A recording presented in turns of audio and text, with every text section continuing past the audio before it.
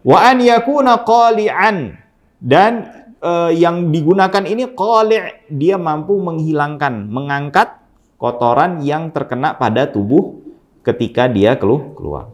Artinya kalau misalnya dia tidak qali', bisa menghilangkan karena saking lembutnya, misalnya pakai sutra, saking kaya ini orang nih, terus dia istinja pakai sutra, itu kan sutra kan saking lembutnya, ya, lepas. Nah, itu tidak bisa.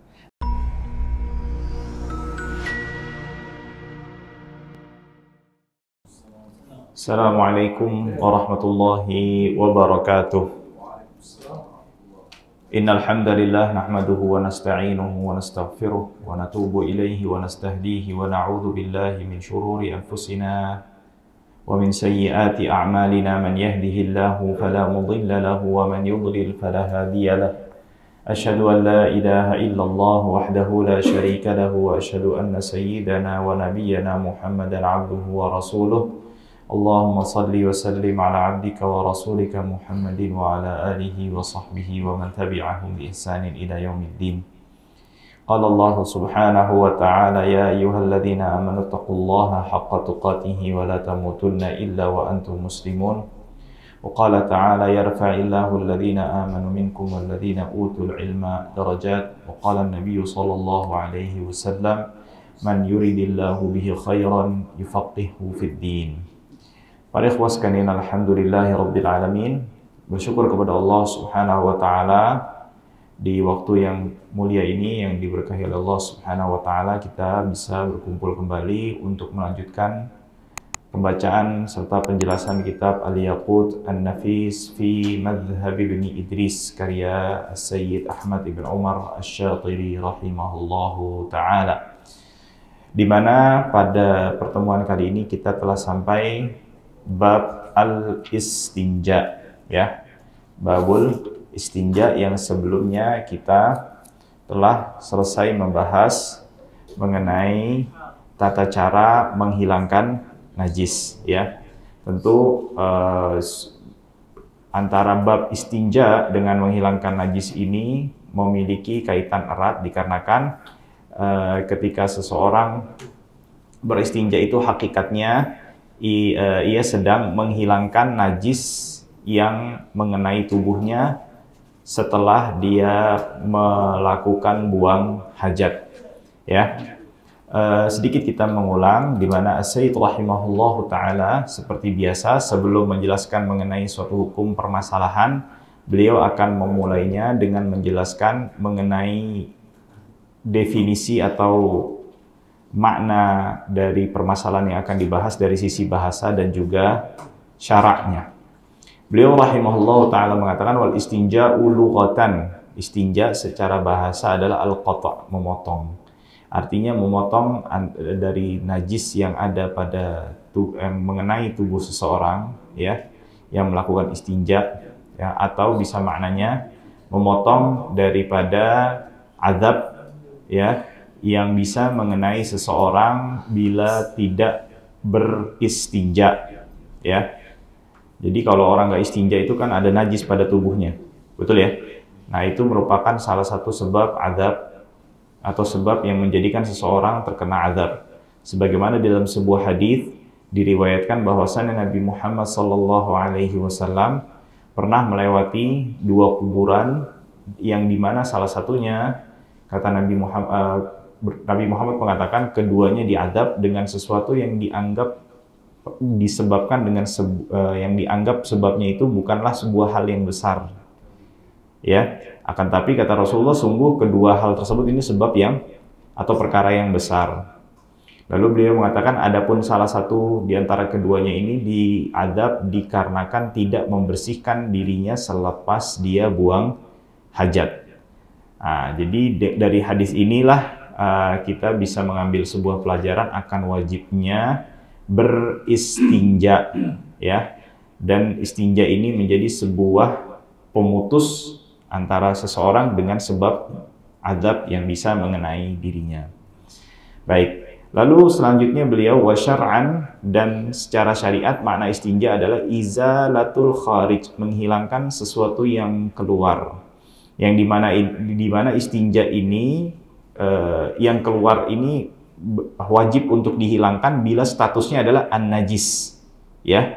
Bila yang keluar itu adalah najis. Adapun bila bukan suatu hal yang najis seperti misalnya keluarnya cacing, keluarnya misalnya batu, ya, atau keluar buang angin yang keluar dari bubur, ya, buang angin, orang buang angin, itu tidak menyebabkan seseorang itu wajib untuk melakukan istinja karena kesemua hal tersebut tidaklah berstatus najis. Sedangkan yang wajib istinja ini diwajibkan bila yang keluar dari kemaluan atau dubur seseorang itu adalah yang sifatnya adalah najis.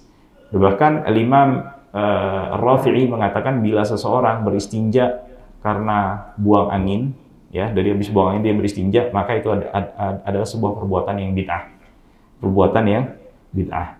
Bahkan tapi Imam Nawawi menambahkan, enggak seumum itu. Bila seseorang meyakini akan wajibnya istinja selepas buang angin, baru hukumnya adalah bid'ah.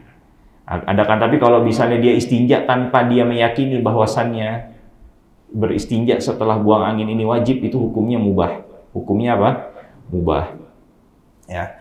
Jadi di sini bisa ambil pelajaran yang lainnya dari pendapat atau pernyataan ini, bahwasannya segala atau ada sebuah perbuatan itu bisa menjadi bid'ah dilihat dari keyakinan, ya, yang mendasari perbuatan tersebut.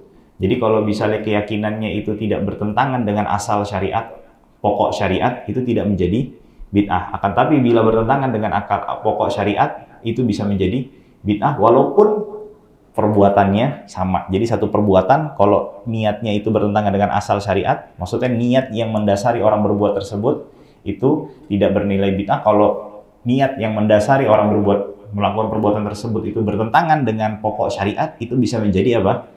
Bid'ah. Nah, baik. Lalu selanjutnya al-mulawwith, ya, yang dimana najisnya tersebut bukan hanya sekedar najis tetapi juga mengotori, ya. Jadi kalau misalnya yang keluarnya najis tapi tidak sampai mengotori tubuh, ya, maksudnya bagian yang biasanya terkena, ya, kotoran, ya, itu tidak mengharuskan untuk istinja. Seperti misalnya ada orang yang ini biasanya kata beberapa masyayikh ini, kondisi ini terjadi bila orang yang sedang dalam kondisi kehausan parah atau kelaparan yang sangat parah. Itu keluarnya kotoran, maaf, yang kering banget. Nah, biasanya kotoran itu kan agak-agak basah gitu kan, agak-agak lembab gitu kan. Nah, itu kalau bisa keluarnya tidak sampai seperti itu, saking keringnya itu sampai nggak ada bekasnya gitu di bagian tubuh yang biasanya terkena kotoran tersebut. Nah, itu tidak wajib untuk apa? Distinja. Ya, minal farji, yang keluarnya itu dari kemaluan atau lubang dubur, anil farji, yang dihilangkan daripada kemaluan, bima in au hajar, dengan air ataupun apa? Batu, ya. Tentu batu ini tidaklah menjadi sebuah keharusan. Bisa dipahami, ya. Artinya batu ini tidak menjadi sebuah keharusan, ada beberapa benda yang bisa menggantikan batu. Tentu ada kriterianya, bila syarat dan ketentuannya itu terpenuhi, maka bisa menggantikan posisi batu. Nah, jemaah sekalian, para ikhwah sekalian, bahwasannya istinja ini, ya, amalan istinja ini dibagi menjadi 3, ya. Yang pertama adalah cukup, ya. Yang kedua adalah baik. Yang ketiga adalah sangat baik, atau biasanya orang ngomongnya paripurna, ya. Nah, yang paling afdol, kita bicara paling afdol terlebih dahulu, yaitu adalah ketika seseorang beristinja dengan batu atau yang sejenisnya terlebih dahulu, baru setelah itu melanjutkan dengan menyiramkan air. Lalu yang tingkatan yang kedua yang baik adalah dengan menyiramkan air saja tanpa mengusapkan dengan batu terlebih dahulu. Baru yang ketiga yang paling cukup, ya, dikatakan cukup, adalah beristinja dengan apa? Dengan batu saja atau yang semisal atau yang semakna dengan batu yang bisa digunakan untuk beristinja. Mengapa menggunakan batu lalu air ini menjadi afdol? Mengapa demikian? dikarenakan itu lebih bersih, ya. Kebersihannya lebih sempurna dari sisi mana? Baik dari tempat yang dibersihkan atau dari tangan yang kita gunakan ini, ya. Karena kalau pakai batu itu nggak perlu kita harus sampai megang, jelas ya, bisa dipahami ya.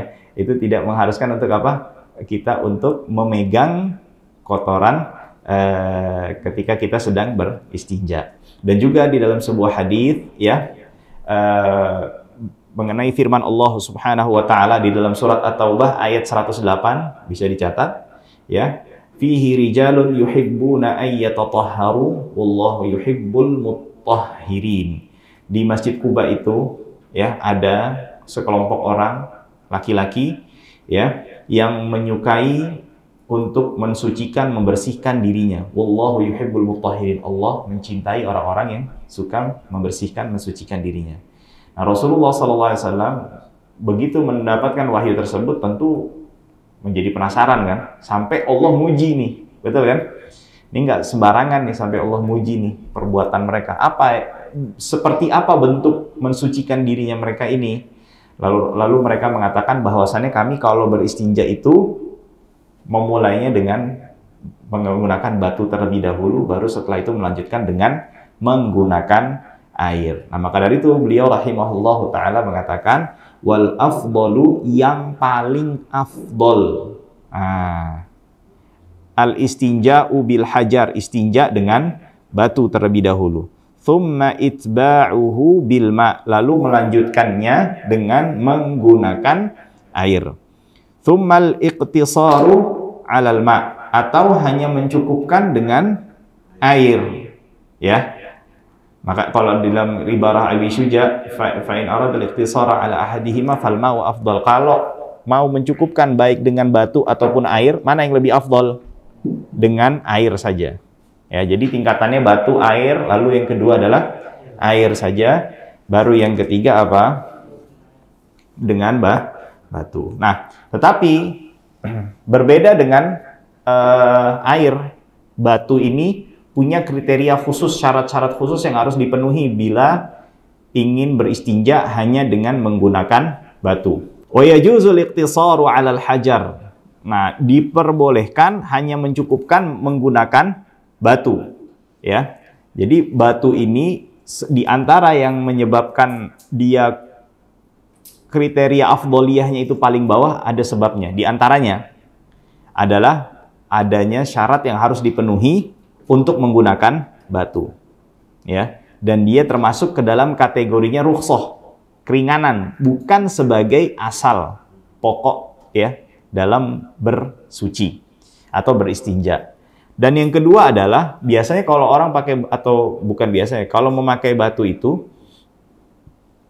hanya menghilangkan ainnya saja, zatnya, ya, tetapi bekasnya itu masih tersisa, ya, masih menyisakan bekas. Karena hal itulah yang menyebabkan batu ini, ya, dari sisi tingkatan afdoliyahnya menjadi yang paling bawah. Lah Ustaz, berarti kalau misalnya orang beristinja pakai batu, berarti dia bawa najis dong Ustaz?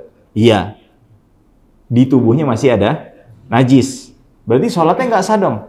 Tetap sah. Karena itu termasuk ke dalam najis, kategori najis yang dimaafkan. Jadi najis itu ada yang dimaafkan, ada yang tidak dimaafkan. Itu sudah dijelaskan di sebelumnya. Nah, lakin bitis'ati syurut, akan tetapi bisa sahnya beristinja dengan batu itu dengan memenuhi 9 syaratnya. Yang pertama adalah alla yajifan najis. Najisnya itu nggak boleh udah kering. Kalau udah kering harus pakai apa? Pakai air, ya. Maksudnya sampai kering ini sampai tidak bisa dihilangkan, diangkat dengan batu, udah nempel banget. Gitu. Wa an la yantaqil, dan dia belum berpindah. Nah, sebelum itu, kalau misalnya sebagian kering, sebagiannya masih belum mengering, bagaimana hukumnya? Maka juga tetap wajib air secara keseluruhan. Nah, wa an la yantaqil, dan dia belum berpindah. Ya. Maksudnya apa? Jadi kalau misalnya setelah buang hajat, tentu ketika dalam proses buang hajat ini masih ada perpindahan tempatnya kan? Bisa dipahami kan? Kan proses keluar kan? Maksudnya setelah selesainya. Setelah selesai dan dia menempel di bagian-bagian yang biasanya terkena najis di situ dan dia tidak berpindah. Kalau berpindah, dia apa? Najis. Nah, maksudnya pindahan di sini di mana? Masih di dalam sekitaran tempat yang kalau jongkok ini terbuka. Bisa dipahami ya? Kalau misalnya dia sampai melewati area tersebut, baru dia tetap harus pakai air. Nah, maksudnya area mana? Yang kalau misalnya kita berdiri, ketutup. Dia udah melewati bagian tersebut. Jadi begitu berdiri itu udah, ya tahu ya, bisa dipahami ya, nggak perlu dijelaskan secara detail. Nah, itu dia. Tapi kalau misalnya masih perpindahan di area-area tersebut selama dalam proses mengeluarkan ya, itu masih dimaafkan. Tetapi setelah mengeluarkan lalu berpindah, walaupun di dalam area yang dipersilahkan, dibolehkan, itu tetap mengharuskan untuk istinja. Baik. Wa an la yatra'a alaihi akhar, dan dia tidak tercampur dengan yang lainnya seperti air. Tapi kalau tercampur dengan keringat itu nggak apa-apa. Karena orang nggak bisa menghindari tubuhnya untuk tidak berkeringat. Bisa dipahami ya? Nah, wa an la yujawiz as-safhah wal hasyafah, dan dia tidak melewati najisnya tersebut ya, yang mengenainya itu pada bagian yang terbuka ketika berdiri. Artinya kalau berdiri terbuka dan ada najis di situ, atau bila di kemaluan bagian depan itu sampai melewati bagian yang terbuka setelah disunat, maka wajib untuk apa? Air. Ini kita bicara untuk diperbolehkan pakai batu. Artinya kalau tidak terpenuhi harus pakai air. Ini kita bicara ini nih. Jadi biar ini dulu ya. Oke, saya ulangi ya. Yang pertama, ini kita boleh pakai batu itu ya kalau kotorannya tidak mengering.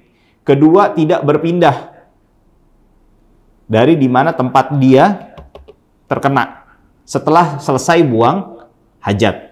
Ya. Yang ketiga adalah apa? Tidak bercampur dengan sesuatu yang lainnya. Ya. Lalu yang keempat adalah apa? Tidak melebihi daripada bagian yang tertutup setelah dia berdiri. Jadi kalau misalnya dia berdiri tertutup, terus ada najis di situ, terlihat tampak, nah itu wajib untuk apa? Air. Kalau dia berdiri tidak kelihatan, boleh dia untuk apa? Pakai batu. Jelas ya? Lalu yang selanjutnya, kalau di kemaluan bagian depan tidak melewati apa? Bagian yang terbuka setelah disunat. Kepala kemaluan deh, gampang gitu. Tidak melewati bagian kepala kemaluan. Wa an yakuna bi thalathati masahat, dan diharuskan dengan menggunakan 3 usapan. Ini minimalnya. Minimal. Artinya bila 3 kali usapan, kurang dari 3 kali usapan ini sudah membersihkan keseluruhan, misalnya menggunakan batu yang sangat besar gitu misalnya, atau yang sangat ya apalah gitu, tetap dia harus menambah usapan yang ketiga. Akan tetapi bila dia belum membersihkan dengan 3 kali usapan, diwajibkan dia untuk apa? Dia diwajibkan untuk apa? Menambah usapannya lagi. Ya, jadi kalau bisa ternyata usapan yang keempat baru membersihkan, ya udah berarti di sini dia telah melaksanakan yang diwajibkan. Lalu yang keberapa? Kelima, wa an yunqiyal mahal, dan batunya tersebut dapat membersihkan ya bagian yang terkena najis. Artinya kalau batunya itu ketika diusapkan tidak mengurangi atau bisa menghilangkan secara keseluruhan, maka nggak bisa itu batunya dipakai. Nah, wa an yakunal mamsuh bihi tahiran, ya. Dan yang dipakai untuk beristinja itu adalah sebuah zat benda yang bersih, suci. Jadi nggak boleh yang najis. Karena Nabi Muhammad SAW pernah meminta kepada Abdullah bin Mas'ud untuk membawakan kepada beliau 3 buah batu. Ya. Lalu Abdullah bin Mas'ud ini cuma dapatnya 2 doang batunya. Ya. Yang ketiga dapatnya apa? Kotoran. Kebetulan kotorannya udah mengering kan, diharap saking panas itu jadi bisa kayak batu tuh kotoran tuh. Coba aja ditimpukin gimana tuh. Kena kepala kalau nggak sakit ya. Nah, dibawa nih ya Abdullah bin Mas'ud nih udah sama kayak batu nih, ya kan? Begitu diterima sama Rasulullah SAW, ya diberikan kepada Rasulullah, yang diterima hanya 2 batu, yang kotorannya dilemparkan. Kata Rasulullah, hadza riksun, ini najis, nggak bisa dipakai untuk beristinja. Nah, dari dalil ini juga ada 2 faedah fikih lagi. Selain harus pakai batu minimal 3. Apa? Pertama, kalau najis itu sudah mengering tidak menjadikan ia berpindah ke tempat yang lainnya. Kan Rasulullah megang kan? Betul. Tapi Rasulullah langsung pindah. Artinya najis itu tidak berpindah di mana? Di tangannya. Bisa dipahami ya? Dan Rasulullah SAW ketika itu ya mengatakan kotoran ini najis, yang dimana kotoran di situ tidak dijelaskan, artinya mencakup yang dimakan dagingnya maupun yang tidak dimakan dagingnya. Jelas ya? Tidak dimakan dagingnya seperti apa? Keledai, ya, anjing. Yang dimakan dagingnya apa? Unta, kambing. Nah itu dia. Jelas ya? Kuda bisa. Nah, baik. Wa an yakuna qali'an, dan yang digunakan ini qali', dia mampu menghilangkan, mengangkat kotoran yang terkena pada tubuh ketika dia keluar. Wa an la yakuna muhtaraman, dan yang dipergunakan itu bukanlah sesuatu hal yang muhtaram, yang dihormati dari sisi syariat. Artinya kita tidak diperbolehkan menggunakan tubuhnya hewan. Nah, tubuhnya hewan. Karena kenapa? Tubuh hewan ini muhtaram. Maksudnya hewan yang muhtaram itu selain anjing yang galak. Maksudnya anjing yang menyerang ya, anjing yang buas. Kalau anjing buas itu tidak muhtaram. Nah ini karena kan dulu di Inggris itu kan mungkin udah pernah dengar ceritanya, sana sampaikan itu. Ada satu masa itu mereka kalau istinjanya itu pakai apa? Leher angsa. Nah, jadi angsa di Inggris itu pernah punya 2 warna. Putih badannya, coklat lehernya, putih kepalanya. Karena kenapa mereka kalau mau istinja itu suka ngambil apa? Angsa dulu dipegang, lalu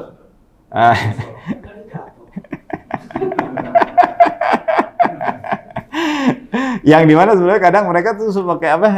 Yang jagung tuh bonggol namanya, yang sudah dicabutin. Kadang mereka suka pakai bonggol, cuman karena bonggol ini ya nggak nyaman. Nah, akhirnya mereka menggantinya dengan apa? Nah, wa an yakuna muhtaraman kama marra. Alhamdulillah. Jadi itu berapa? 9 syarat yang menjadikan seseorang ini diperbolehkan untuk beristinja dengan batu. Artinya kalau misalnya dia tidak qali', bisa menghilangkan karena saking lembutnya, misalnya pakai sutra, saking kaya ini orang nih, terus dia istinja pakai sutra, itu kan sutra kan saking lembutnya, ya lepas, nah itu tidak bisa.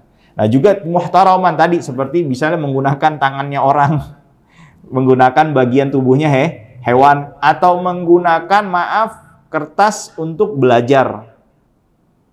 Itu nggak boleh, karena itu apa? Muhtaram. Apalagi kalau isi dari kertas tersebut bertuliskan apa? Iya, tentang ilmu agama, apalagi sampai Al-Quran. Itu tidak diperbolehkan. Juga nggak boleh pakai duit. Muhtaram iyalah. Karena dia memiliki nilai. Iya, jelas ya. Jadi jangan belagu-belagu gitu. Orang kaya, terus flexing. Istinja pakai duit 100.000. Nah, itu dia. Baik, sekarang kita masuk bab tayamum. Ya, Ana harap masih pada semangat karena nih tayamum ini di dalam mazhab Syafi'i Bab taharah itu secara umum dalam mazhab Syafi'i itu bab yang paling rinci banget. Tayamum lebih rinci lagi. Ya, tayamum dan haid. Nah, jadi ana harap untuk mengaktifkan mode energi tambahannya. Baik. At-tayammum lughatan. Tayammum secara bahasa maknanya al-qasdu, ya, bermaksud, bertujuan, ya. Di situ di terjemahannya apa? Di tulisannya? Bermaksud. Iya, bermaksud, ya. Jadi ketika seseorang berkeinginan untuk melakukan sesuatu, itu bisa dikatakan secara bahasa dia bertayamum. Ya, jadi berkeinginan, bermaksud, berkeinginan bermaksud, yaitu dikatakan sebagai tayamum. Itu dari sisi bahasa, ya, sisi bahasa.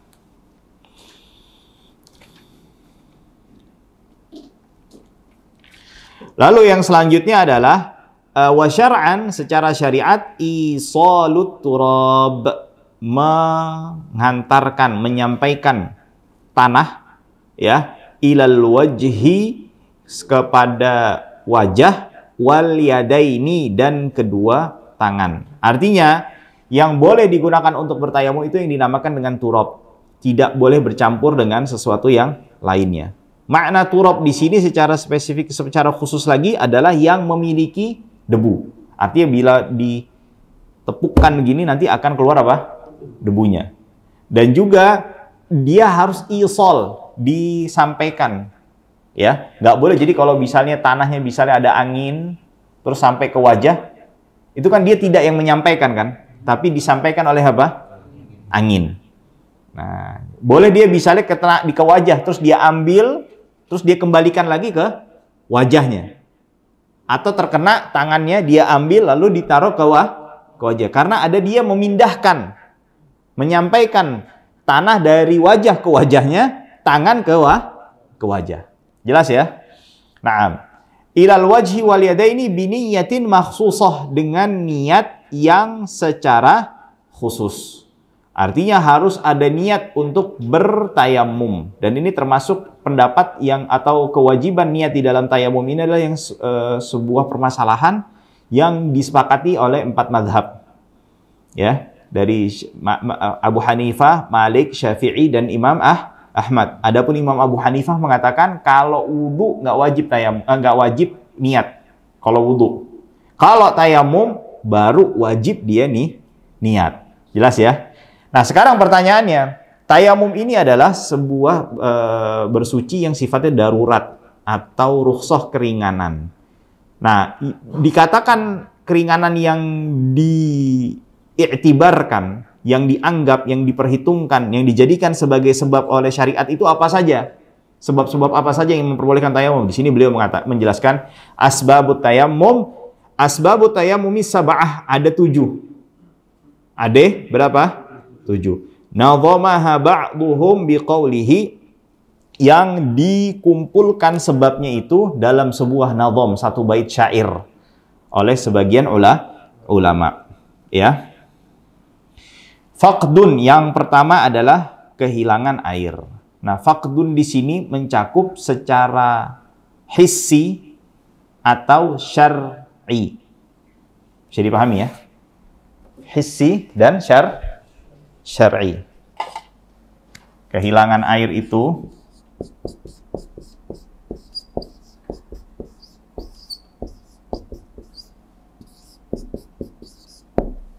ya, itu dibagi menjadi 2. Hissi,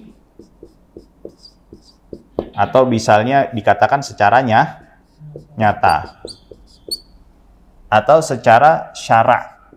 Artinya syariat walaupun secara faktualnya ada airnya bisa kita lihat, tapi dianggap tidak memiliki air. Misalnya kalau kayak saudara-saudara kita di Gaza, misalnya, dia dalam kondisi perang. Ada air di satu tempat yang kebetulan sekelilingnya itu ada tentara Israel. Ya. Jadi kalau misalnya dia mendekat ke situ langsung, faktualnya ada nggak airnya? Ada. Tapi dianggap tidak ada dalam syariat karena kenapa? Bisa membahayakan jiwa kalau kita mau mengakses atau mengambil air tersebut. Bisa dipahami ya?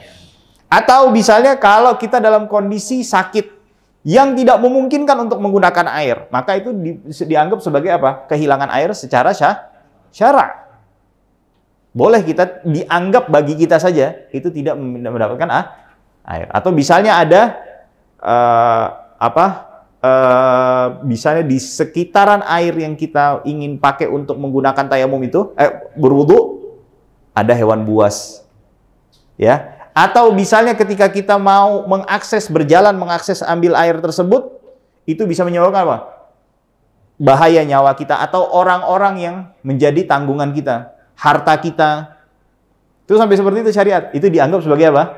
Kehilangan air secara syariat. Baik.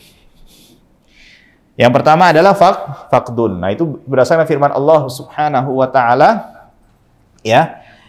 Wa in kuntum junuban fattahharu wa in kuntum marda aw ala safarin aw jaa ahadun minkum minal ghaiti aw lamastumun nisa falam tajidu ma'an, enggak punya air, fatayam mamu, baru dia melakukan tayamum.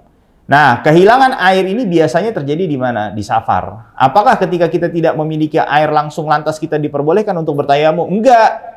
Ketika kita safar ya. Tapi diharuskan untuk apa? Mencari air terlebih dahulu. Cuman kalau di Indonesia nih faktualnya agak susah karena Masya Allah di Indonesia nih, terlebih lagi di Pulau Jawa nih atau ya, air tuh sangat mudah untuk diakses dan didapatkan.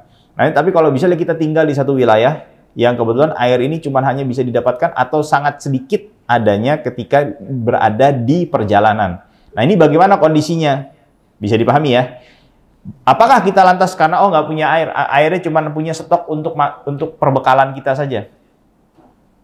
Udah kita langsung tayamum? Enggak seperti itu. Kita diperintahkan untuk cari air dulu. Diperintahkan untuk cari air. Nah, radiusnya, batas jaraknya itu berapa? Kenapa? 150. Jadi ada di jangan ngomong jarak dulu, dibagi ini dulu, dilihat dari jaraknya ya. Ada yang namanya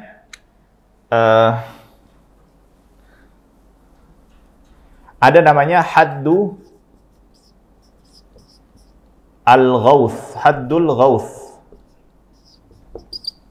haddu al-qurb, haddu. Ini dari sisi syariat istilah bahasa Arabnya dulu ya, nanti saya jelaskan. Haddu al-bu'd. Bu'd itu artinya jauh. Artinya apa? Jauh. Qurb itu dekat. Haddul ghauth itu radius seseorang memungkinkan bagi dirinya untuk meminta pertolongan. Jadi kalau ada orang di radius itu, dia berteriak meminta pertolongan bakalan kedengeran. Jadi paham ya? Jadi misalnya saya di sini nih. Ada radius yang masuk ke dalam radius ini, kalau saya teriak, tolong saya, selamatkan saya, itu orang yang ada di radius ini bakal bisa dengar. Ya, haddul qurb ini nanti ada berapa? Oke, baik. Haddul ghauth itu berapa? 150 meter. Ini 4,5 kilometer. Selebihnya dikatakan haddul bu'd. Jelas ya? Oke. Haddul ghauth ini apa? Kalau kita masih prasangka, ya, sebuah asumsi kemungkinan ada air di radius 150 meter, kita wajib cari. Cuma 150 meter, kurang lebih dari mana nih? 150 meter.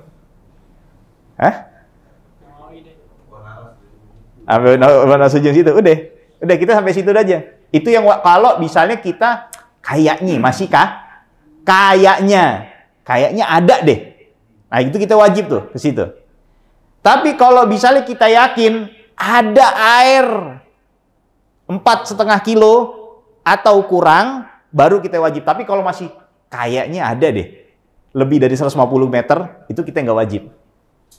Bisa dipahami ya? Jadi kalau ini, kewajiban untuk mencari radius ini dengan sebuah asumsi atau prasangka itu saja sudah mengharuskan kita untuk mencari sejauh 150 meter. Kalau misalnya kita sudah memiliki keyakinan bahwasannya lebih dari 150 meter itu ada air, baru kita wajib mencarinya sampai jaraknya berapa? 4,5 kilo. Kalau misalnya enggak, itu yakin loh ya. Yakin. Tapi kalau misalnya masih kayaknya ada deh. Masih asumsi, prasangka aja, nggak wajib gitu. Nggak wajib sampai mana? Haddul 4,5 kilo ini. Ya. Kalau lebih dari 4,5 kilo, mau yakin, mau kagak, nggak wajib. Bisa dipahami ya? Misalnya kita tahu, air nggak ada nih di sini. Ada di Ciputat. Ente aja jalan sana, Ciputat. Ya, jadi pahami ya. Ya tentu ini secara garis besar. Tentu kalau kita bicara di dalam kitab fikih lebih dalam lagi, ada prasyaratnya lagi untuk diharuskan kita haddul qawth, haddul qurb, haddul bu'd. Baik. Lalu yang selanjutnya khaufun. Ya, kita memiliki kekhawatiran, ketakutan. Ketakutan dalam hal apa? Misalnya ada musuh yang menyerang kita bila kita mau mengambil air. Ya, atau takutnya ada orang yang mencuri, merampok. Ketika kita keluar nyari air, atau diambil harta kita. Nah, itu dia. Mencakup di sini adalah ketakutan karena kondisi cuaca suhu yang sangat dingin. Sangat dingin. Ya. Tapi dingin di sini harus diperhatikan. Kalau kita menggunakan airnya itu cuma takut karena sakitnya doang nih, kan saking dingin itu kadang kesakitan aja badannya. Maksudnya agak ngerasa nggak nyaman. Itu tetap wajib. Tapi kalau kita bisa memastikan kalau misalnya kita pakai air nih, bisa jadi sakit. Bisa menjadi sakit. Jadi meriang, panas, atau bahkan di wilayah yang sangat ekstrim banget dinginnya tuh sampai terputus ininya, kupingnya, atau anggota tubuhnya bisa sampai putus. Nah, itu nggak boleh pakai air. Tapi dengan catatan. Catatannya apa?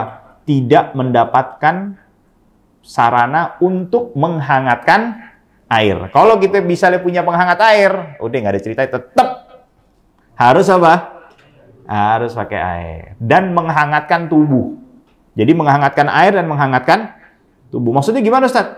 Kadang kita nih, kalau misalnya pakai penghangat air, itu kan karena saking ekstrimnya cuaca ini, yang tadinya hangat, baru setelah beberapa saat digunakan, langsung jadi dingin lagi kan?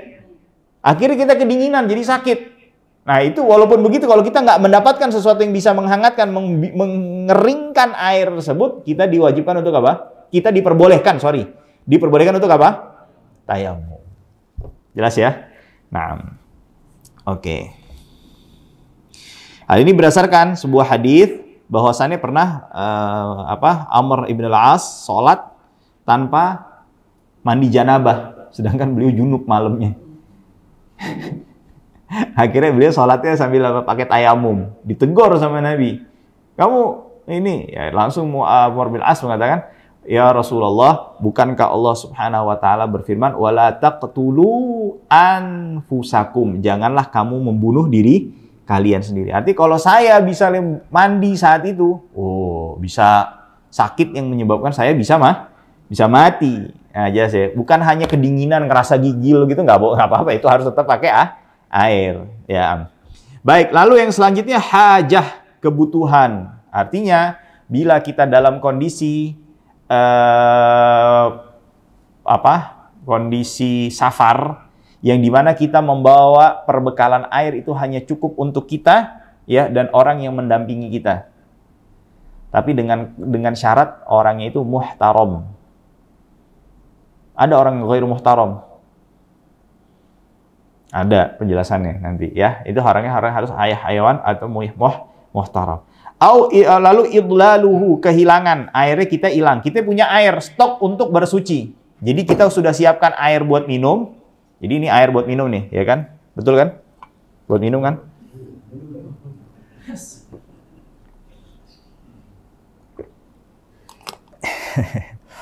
Lalu kita punya stok air untuk bersuci.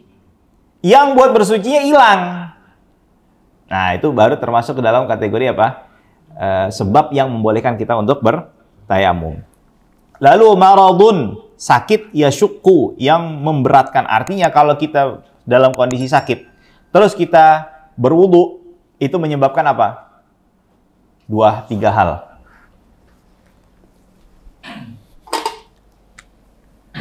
Sakit apa? Yang memperbolehkan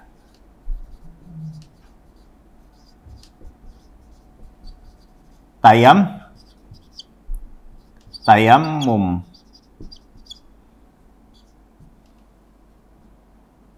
Ya. Apa saja pertama? Bila menyebabkan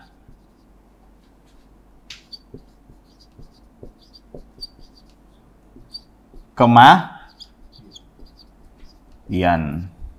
Nah, ini kalau misalnya sakit terus kita mandi, kita wudu, mati gitu. Ya. Lalu yang kedua, bila menyebabkan tambah parah. Ya, kita nggak mati, tapi sakitnya tambah parah. Yang ketiga adalah bila menyebabkan terlambat atau makin lama sembuh. Ya. 3. Yang keempat ada lagi. Bila menyebabkan timbul bekas yang sangat terlihat. Artinya kalau bekasnya cuma setitik, 2 titik gitu doang, tetap harus pakai air. Pada tubuh, pada anggota tubuh yang terlihat. Terlihat itu apa? Wajah dan tangan. Biasanya kalau lagi kerja sampai mana? Sampai siku. Jadi kalau bisa sampai terlihat banget nih, nanti jadi hitam gitu tuh. Kalau kita pakai air, nah itu berarti menunjukkan apa? Di antara sebab yang memperbolehkan kita untuk bertayamum. Oke. Nah, ini jadi sakitnya seperti ini ya. Jadi kalau cuma sakit-sakit mandi, cuman ya jadi lemes aja, tapi sembuhnya misalnya sakit itu sembuh 3 hari, tetap 3 hari, ya udah tetap harus dia pakai air. Jelas ya? Nah, jabirah, dan menggunakan perban. Nah, ini ada penjelasan khususnya. Insya Allah kita jelasin, jangan sekarang. Ya, wajirahun, dan juga adanya luka pada tubuh. Nah, ini bila mengenakan perban dan adanya luka di tubuh itu bagaimana kriteria tayamumnya? Nanti kita jelasin deh insya Allah di pertemuan yang akan datang. Karena ini butuh perincian yang sangat detail, yang butuh konsentrasi lebih banyak lagi ya. Wallahu taala a'la wa a'lam, wa sallallahu wasallam ala nabiyyina Muhammadin wa ala alihi wa sahbihi ajma'in.